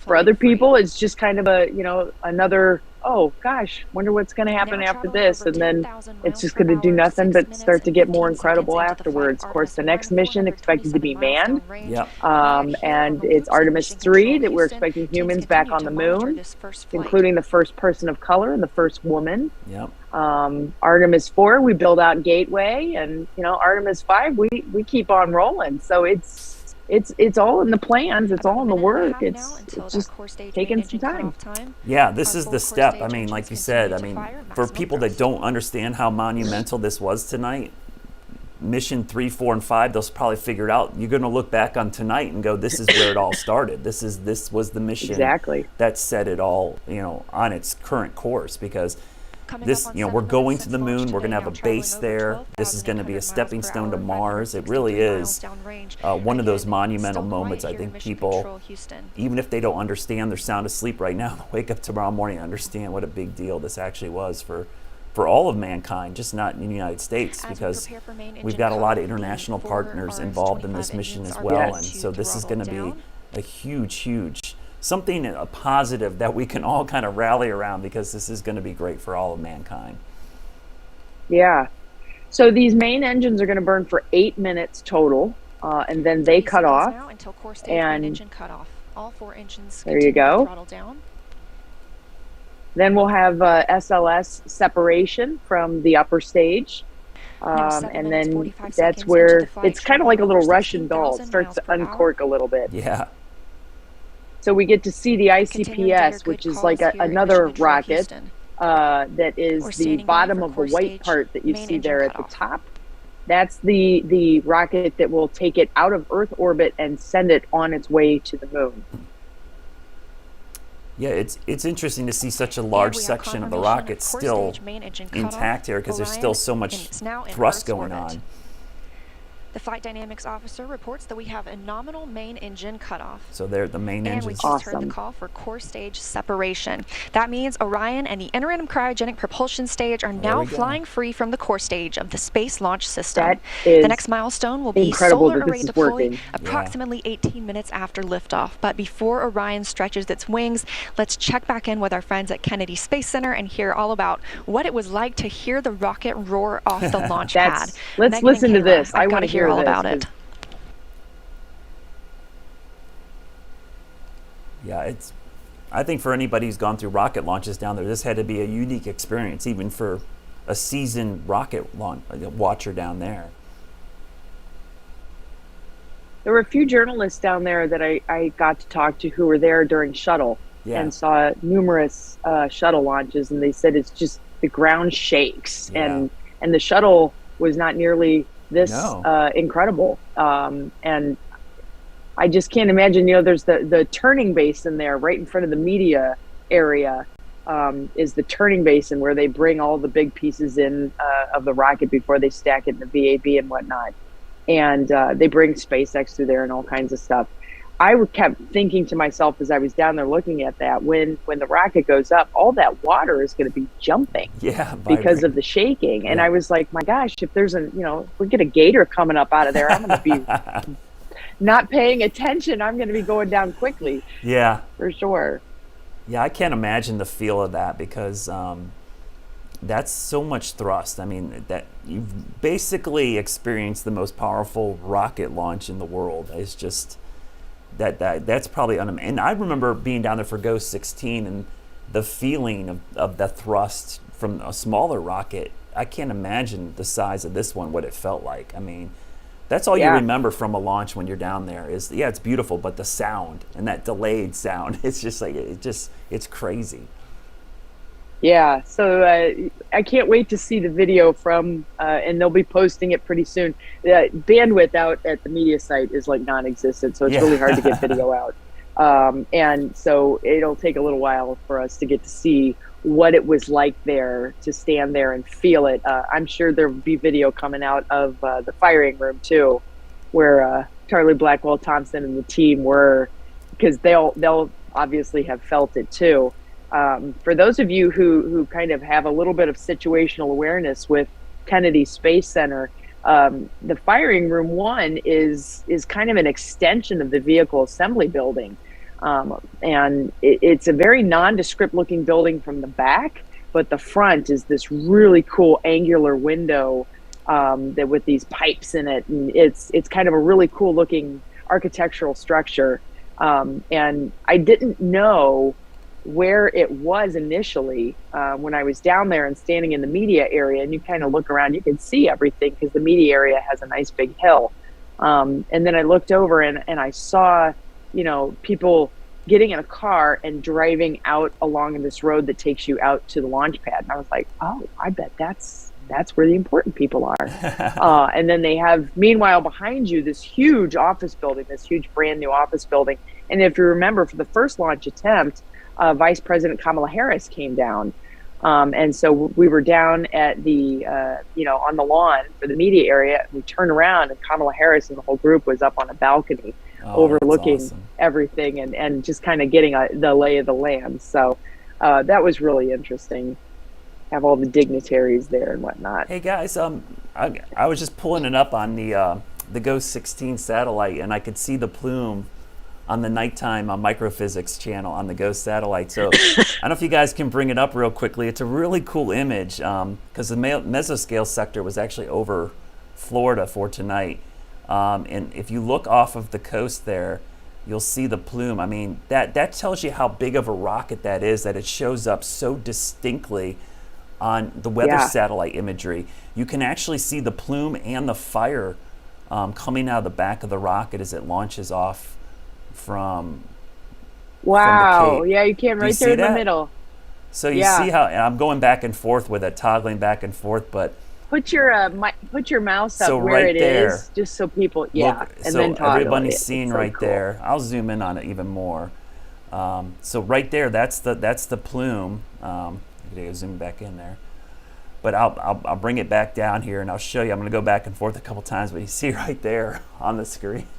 I mean, that is, so that's the actual rocket launching. So this is the GOES 16. This is a 30-second update. So you're getting the first couple minutes of the launch there. And if you look right after, you actually see the little trail that goes, and that's the plume left in the sky. So think about this during the day. It would have been really spectacular. But yeah, that's pretty incredible. I mean, that is cool. And, you know, just looking at that kind of shows you how big of a rocket that was. The fact that you could pick that up so easily on the satellite imagery, that's stunning. Yeah, I'm gonna have to save that for posterity. I mean, that's amazing. Really cool to see that. Well, I can't wait to see what people who wake up tomorrow morning go, wow, it happened. Yeah. And I could go to work and say, I was watching, it was so great. So we know we're going to get an update here from Charlie Blackwell Toms that we're going to take that live for you, of course, because what a historic night for her, an incredible night for her. Yeah.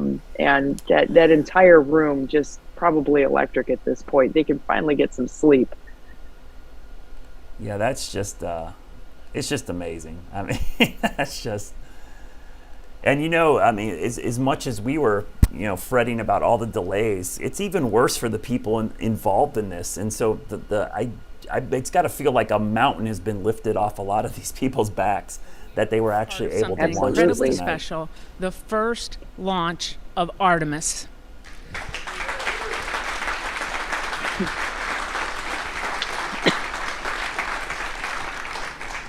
The first step in returning our country to the moon and on to Mars. A little emotional there, to be expected. What you have done today will inspire generations to come. So thank you. Thank you for your resilience. You know, I said at the pre-test briefing, the harder the climb, the better the view. We showed the Space Coast tonight. What a beautiful view it is. So congratulations.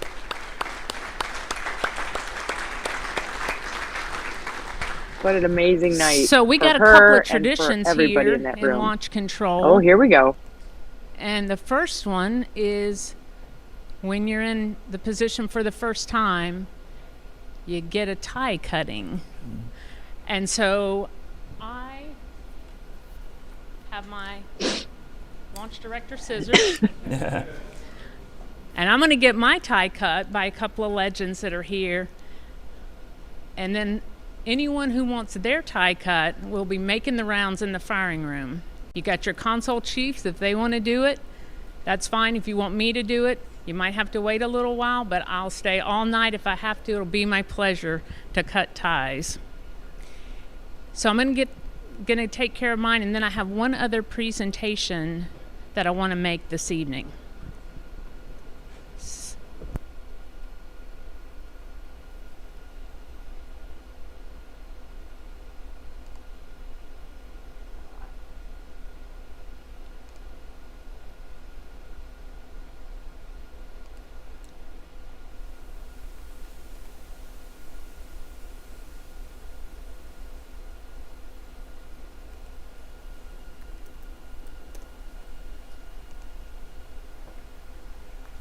So that will probably end up in a museum. Her tie, or at least part of her tie, will probably end up in a museum, maybe one of the Smithsonian Air and Space Museums. Yeah, it's kind of cool that Or if they're not that, they're letting this be NASA. seen of the public. This is something that would have happened behind the Mhm. scenes for previous missions, but the public gets to see what a huge deal this was. Yep. So then now she'll go around and start chopping ties. Who knows where this started? Yeah, it's one of those things. If you're in the industry, they probably think, "God, this is normal." But people outside, like, what are they cutting ties for? That seems so odd. And I'm not cutting my tie because I got my good weather tie on tonight, so I can't cut mine. Yeah, no, I promise I'm not going to cut your tie. Yeah, definitely don't want to do that. So, wow, that truly was just what an amazing sight to get to see, and thanks to everybody who's been hanging out with us here on the stream and watching as well. As you can imagine, there's more to come, not only from the Artemis rocket itself, but there's all kinds of stuff going on behind the scenes too. As soon as those solid rocket boosters fire, we mentioned that the rocket is going. And at that moment, Charlie Blackwell Thompson handed over to Flight Director Rick LeBrode in Houston. So now Houston has control. Yeah. And, it's Mission Control is now the one in charge. With NASA's Sean Fuller about the start of this new era, which will pave the way for humans to go to the moon and eventually Mars. There's a great buzz around here at the Johnson Space Center. Because this rocket, now staged at Kennedy Space Center, is scheduled to launch Monday. And when it does, Mission Control here in Houston will manage the 42-day Artemis 1 mission. We've done a lot of testing on the ground ahead of time. You test all the systems, but as an integrated vehicle, this is the first time to fly it. Fly it roughly 40,000 miles to the far side of the moon and back, farther than any space vehicle has ever carried humans. Still just a stepping stone toward the final destination. The moon is about 240,000 miles away, but it's significantly closer to Mars. So the moon can be kind of a base camp. We're really expanding the frontier of human exploration out to the moon, and then doing that scouting mission out to Mars too in the future, where we look to then eventually expand beyond that as well. Like so many at NASA, Fuller hopes Artemis, like Apollo did, will ignite a curiosity about space. We as a human species, we've always been exploring what's over the next hill, what's over the next mountain, what's west of the Mississippi River. All that exploration, we're just doing that now off of the Earth.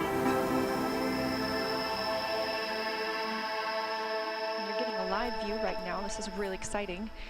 They'll eventually be So swept back we against are the waiting vehicle on prior the solar to arrays translator to injection deploy, burn and we're to getting prevent some any pictures. loads These are from live breaking pictures or coming damaging off the now, not an arrays. animation. And on the end of each solar array is a camera that will This capture actually images is for coming us out of throughout the mission, along this with a few Orion other capsule, cameras the placed service outside and module inside the underneath it. There spacecraft they to help us go. See monitor the and solar perform arrays? various other And so these are going to stretch out a little bit. They've got the cameras to take a look at everything. The Apollo capsule design, there were no solar arrays. We had fuel cells instead. So this design with arrays cool to gives see us the those. opportunity I mean, that's an to important stay part in because this orbit is going to be longer the since we power now for the practically have Orion no capsule. limits Those to the solar energy panels are available huge. for use from the sun. And that was part of that tape that got damaged in Nicole that was holding in, I think, the sensor that was supposed to help deploy these. So that was obviously wasn't damaged at all. That they're being deployed right now. That's a good sign. Unfolding now. And again, Artemis 1 is a flight test. It's paving the way. So after the wings deploy here, the solar arrays deploy, we have about a half-hour wait as they do some checks on all of this before we have a burn from the ICPS that would be kind of an elevation of the Orion capsule and the European Space Module, this whole upper stage. And then another burn takes place about a half hour after that, 40 minutes after that, which is the translunar injection. That's a big one. Yeah. That is the precision timed burn that will put the entire capsule on the proper path to go around the moon. And so that is like one of the high test moments. Yeah. It's funny you said the bandwidth down there's kind of bad. We're just starting to get some pictures and social media posts, and some of my friends that live in the Orlando area, it was spectacular from Orlando. It looked like sunrise. It was lighting up the eastern sky. It was so bright. So people in Florida probably that didn't know what was going on, most of them probably did, but if they thought it wasn't going to happen tonight, I'm sure they woke up pretty quick when this was going off because it looks spectacular from a long ways away down in Florida even. Yeah, I mean, they were supposed to be able to see it clear up to South Carolina, even. Almost the Savannah, 7 minutes after Charleston launch. area. Yeah, so it's we had some clouds down there, which wasn't probably the greatest, but man, the views from like Miami and Orlando and Tampa seem to be amazing. Just so cool to see. So after we get the wings out, after we do this perigee maneuver and then the translunar injection burn, then the ICPS separates from Orion, and Orion and the European Service Module are on their way to the moon. And you know, it's just clicking right now. Everything has gone perfectly, which is so fantastic for all of the folks who've been working so hard on all of this over the last 20 years, but really putting in intense work over the last 5 to 10 years to get all of this put together. Just incredible. Yeah, so this little slingshot by the way, maneuver, is going to be huge to get it all the way to the moon. I mean, because it's got to get in that orbital shot. It's got to get that little boost to get all the way to the moon right now, and then it's going to do that orbit around the moon and then come back. So there's a lot. I mean, this is an important part that's going to happen tonight, because these are the things that, once we have humans on board, are going to be crucial to get them there. So the launch, is like we said earlier on, we've been sweating the launch for 2 months, it feels like, but now, if all these things that could go wrong in the mission now to the moon and on the way back, and one of those things is the heat shields, as you mentioned, probably one of the most important things of the mission, which we won't know about to the very, very end. And so when you think about all the things we've been sweating with the launch and the orbit around the moon, and now, the thing that we're going to worry about for the next 26 days is that heat shield going to hold up when they come back? Yeah, it's an incredibly important, yet astonishingly thin, very important membrane. And actually, we have a little bit more information about that for everybody, I believe. February 1st, 2003. Space Shuttle Columbia disintegrated on re-entry, killing 7 astronauts. An investigation pointed to failure of Columbia's heat shield, damaged during launch. It's a disaster still on the minds of many as NASA begins a new generation of human spaceflight, going farther and overcoming new challenges. When you come back in from a distant place like the moon as opposed to the space shuttle, you're going much faster, and when you do your re-entry, it's a lot hotter and faster, right? So that translates into a lot of heat on the heat shield. The heat shield's Apollo-like design deflects the heat of re-entry, while 180 blocks of an outer material called avcoat erodes as it heats up in order to carry the heat away. Measuring 16.5 feet wide, it's the largest heat shield of its kind, though only 1.6 inches at its thickest. You come in, it's about 5,000 degrees at the bottom of the heat shield, 25,000 miles an hour barreling through the atmosphere. And on a crewed mission, the crew's only going to be about 3 or 4 feet away from that. 3 or 4 feet from 5,000 degrees. And the difference between life and death? A 1.6-inch membrane that is eroding away. The only way you can test it is to get it out there and let it come in at 32 Mach. Did he say 32 Mach? So we have a long way to go. I mean, you have to remember, Brad, this thing is coming from the other side of the moon. First of all, this is expected to go farther than any human capable spacecraft has before. As a matter of fact, the calculations were done today. And they expect the Orion capsule to go 268,553 miles from Earth. Yep. And when it does its slingshotting around the moon, it'll be about 80 miles above the moon's surface. So we're going to get some really incredible pictures of the moon's surface at the same time. But, to get it out to the moon, and they're going to put it into what's called a retrograde orbit. So it's going to be going the opposite direction of the moon, which is a little bit tricky. But that's actually the orbit that they're really hoping to kind of get established in for some time. And then to get out there, once they're going to use the moon's gravitational pull, which is not nearly as much as Earth, but then that will kind of slingshot them into this orbital retrograde, the retrograde orbit. Yeah. Then they'll fire that smaller engine that's on the European service module again, and that will then do another burn that will then slingshot Orion back around and get it sending back to Earth. So it's like one after the other of just things that really seem like science fiction, and yet here we are looking at live pictures of this capsule and this, upper stage of this rocket in space right now, and how this is going to work. So you can see how kind of crazy their path is there with all these loop-de-loops that they get to do and how that goes. But it is just, we have some, this could be, that may be a correction burn. We'll have to see.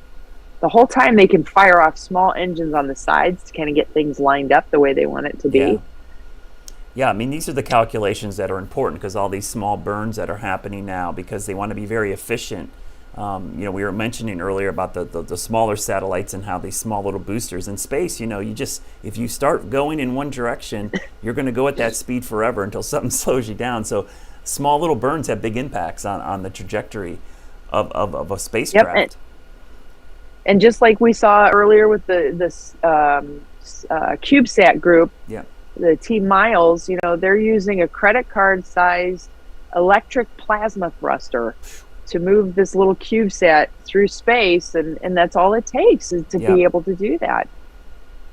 We can't really fathom that here on Earth, unless you're a rocket scientist, and then of course you plan everything. But now it makes me wish I had a good telescope so I could kind of see if I could take a look at this when it's going around the moon, which would be incredibly difficult to track. You'd have to have some tracking, some good tracking. You'd have to have a really, really good telescope, Brad. it would be tough, but that's like a dream shot to get this thing passing, near the moon would be amazing. But I think that's the great thing about, I think the cool thing about doing stuff like this about space and launching and going to the moon is, it's like we said earlier, I think any kid who could get it inspired to go out and just look up at the sky and start asking questions about, the moon or stars or planets. I mean, that's one of the other hidden things about these space missions when we talk about all the ancillary spin-offs and all the science and technology. It's the inspiration to young kids to get interested in science. Like say, ask your parents, ask them questions.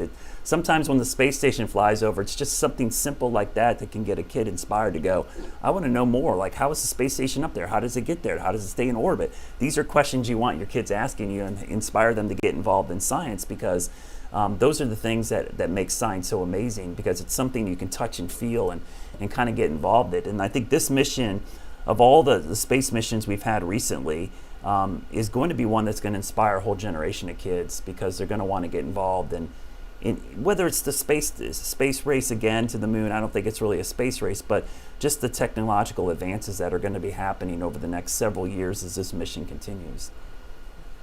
Well, and that doesn't necessarily mean that they're going to be rocket scientists either. I mean, science period is so incredible. So what we have not told people who are watching the stream right now and in the future, is that Brad Panovich and I went to high school together in Copley, and we had a physics teacher who was incredibly engaged with space and getting kids hands-on experience. And Stout, was that her name? Miss Stout? Miss Stout, yep. Yeah. We built a moon base on our high school property. That's where I was I spent a week in that this. thing. That's where I was going with this. It's crazy. So not only did we have moon base Copley, but before that, didn't we do they put a camper in the front parking lot? Yeah, we started and they small. had all these cameras and stuff in it. And some kids got in there, and it was like a kind of a demo shuttle launch. And then that went so well. We had national TV coverage from it. I remember NBC coming and some of the other networks. And then a couple years later, we had Moonbase all of a sudden built in the backyard of the school. Literally, it was a movie with a fish tank and tilapia fish that these kids were supposed to be responsible for. Let me tell you, it was a great science experiment, but also like a societal experiment to live with a bunch of kids in a simulated moon base for a weekend. And Lord of the Flies all over again. It was crazy. We had geodesic domes, but you're right. I remember the tilapia. We grew lettuce on the top, and we did hydroponic growing to them. And the tilapia, the waste from the fish fed the lettuce, and then we used the fish and the lettuce to make some of the food. We actually had pizza, I think, with tilapia on it. So, and everyone had different roles. You know, there were communication officers, there was government officers. You had the hydroponics crew. You had the simulated spacewalk. So. And it just goes to show you something as simple as that. And that was one of the coolest things I ever did in high school, was to be a part of that. And it really did inspire me. I loved that. I remember we had ham radio. I got my ham radio license through that and was able to talk to people on one of the shuttle missions. I remember via ham radio, which is one of the things I got to do in that. So it was a really cool That's right. You guys actually got to talk to people who were in space. Yeah. So that was a really cool thing. And it's like, I think I found a link to a YouTube channel somewhere where they did a story on it, and I went back and looked at it, and I'm like, I cannot believe we did that. It was such a cool thing. You know, somebody has VHS tape of that somewhere in their basement. Yeah, there's it's just a matter of time until it comes out. It needs to be digitized. What was your role in it? I was a government officer, believe it or not. So my job was I of course believe that. Was to come up with the governance and like how we would run everything in there. So it was which was the interesting part, because once you got in there, it was like, oh my gosh, everything went crazy. So to have control of all these kids doing their thing, and it was a great learning experience. It really was. But how many people were in there? I can't remember. I want to say 60 or 80. It was a good chunk. I thought it was like 80. Yeah. And we had shifts, and the other thing is we had a whole bunch of kids that were mission control that stayed in the auditorium and were our mission control, and so everybody had a role. And it was a year-long process, because you had to be trained, and I went through first aid training, and we did simulated moonwalks at the bottom of the pool. I remember putting scuba gear on and having weights and walking on magnetic plates on the bottom of the pool floor to simulate a spacewalk. It was pretty cool. It really was. We went to a cool high school. And yet I didn't get to partake. Yes. I didn't qualify. Oh man, it was awesome. Yeah, Shocker. that was a great event though. I do think about that all the time, though, and I think that's the thing that inspired me to love space. But I think as meteorologists, too, you always just like looking up. I think there's something about just looking at the sky, and if it's not our weather, it's what's going on beyond our weather, beyond the troposphere, that kind of draws your eye to it. So, right, and meteorology is a science of sciences, and meteorology obviously played a pretty big role in tonight's launch, too, because during the polling, we heard space weather, launch weather. Weren't you a little nervous you were going to get like, launch. There's a cloud rule, cumulus cloud rule or something? Of course, it's got to be the weather. Blame it on the meteorologist, right? Always. We're always the ones to blame. Yeah, before we leave you guys tonight, we do have one more package we want to show you. I know because, this whole mission is about getting back to the moon. And once we get to the moon, we're going to have a new rover. We're going to have a new moon base. And so that rover testing is actually happening on Earth, believe it or not. And you have to find unique terrain to test this, obviously. So where do you find a terrain that's like the moon? Well, you go to Arizona, and that's where we find the rover testing. Welcome to the surface of the moon, or at least the closest thing we have to it here on Earth, which is just a little bit north of Flagstaff. For the past 2 weeks, NASA has been testing the gear that will take us back to the moon and maybe even farther. Eventually, a rover just like this one will drive on the moon. All the wheels are independently controlled, and they also have active suspension so they can raise and lower when needed. This one is a test bed. The wheels move independently. It can spin on a dime, climb rocks up to a foot tall.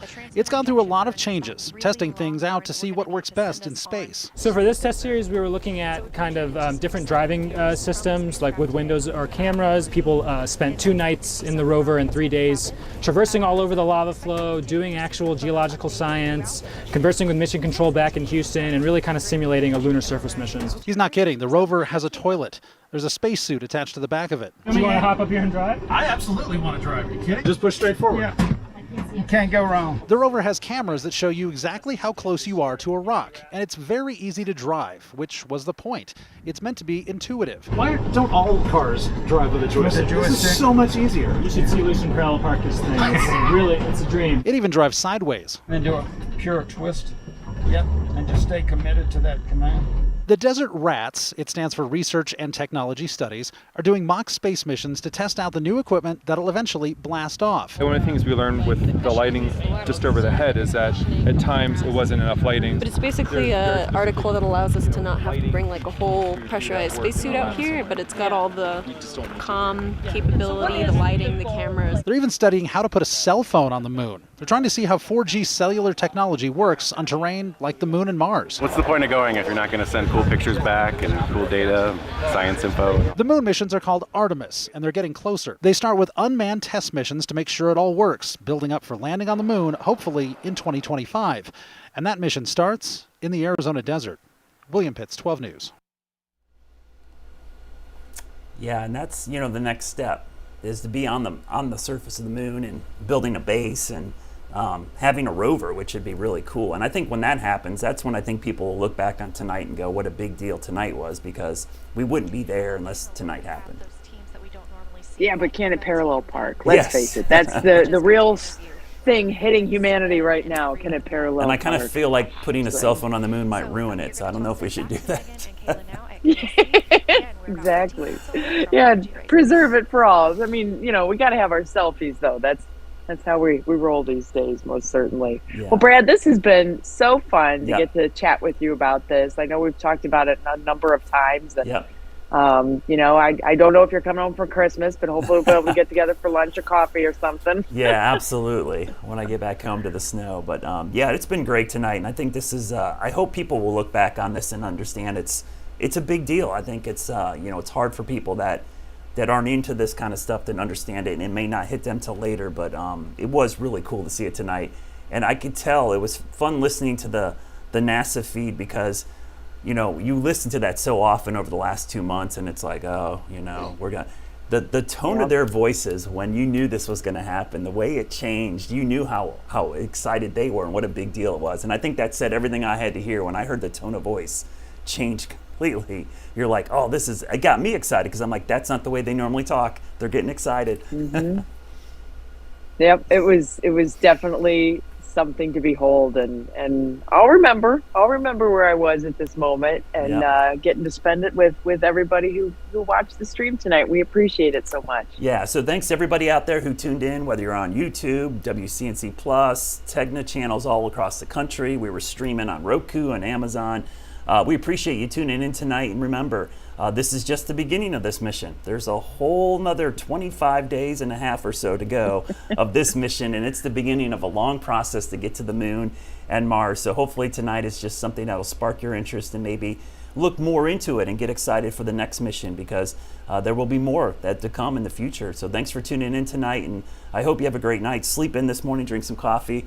I got to get up and do a presentation, save my voice, because I'll run on adrenaline tomorrow, Betsy. Getting excited for this, so it'll be fun to talk about. That's pretty much what everybody's going to be doing, most certainly. Well, thanks so much, Brad. Have a great night. Good night, everybody. I've always been excited about manned spaceflight. I worked on the space shuttle before I came to the Orion program, and it's that pushing the boundaries. It's going further than we've gone before. As a little kid, I grew up watching space stuff, and I couldn't get enough of NASA, right? And then to see the hardware come together and see spaceships being built and flown, it's amazing. And the little kid in me gets excited still. To be a part of it and know that there are crew on board, and when they come back safely, to know that you are part of that is very rewarding. The favorite part is the history that has come before us and the history that has still yet to be written. We are in the middle of it. It still shocks me sometimes to think that I'm going to be sitting in the Mission Control Center. It's like one of those childhood dreams that I wasn't sure that would ever come true. I don't know that it was even a dream that I knew that I had. Right? It was just kind of this really cool thing that I got a chance to do.